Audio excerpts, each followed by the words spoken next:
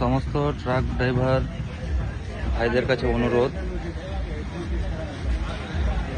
মানে একটা খুব ভাইটাল খবর এসছে, যেটা তিলপাড়া ব্যারিজ সম্বন্ধে। আজকে মোটামুটি কটা নাগাদ আমার কাছে ওটা খবর নেই, তবে একটা খবর পাওয়া গেল তিলপাড়া ব্যারিজ নাকি পায়া ফেটে যাওয়ার জন্য বন্ধ করে দেওয়া হয়েছে। পুরো যান চলাচল, লোড গাড়ি একদম টোটালি যাবে না।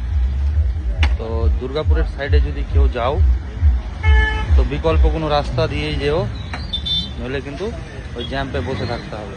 তো ট্রাক ড্রাইভারগুলোর কাছে অনুরোধ থাকলো, গ্রুপে সবাই SMS-টা ছড়িয়ে দাও, বলে দাও সবাইকে, নিজের নিজের ড্রাইভারদেরকে, যে তিলপাড়া ব্যারিজ ফেটে যাওয়ার কারণে, মানে পায়া বসে যাওয়ার কারণে তিলপাড়া ব্যারিজ বন্ধ আছে।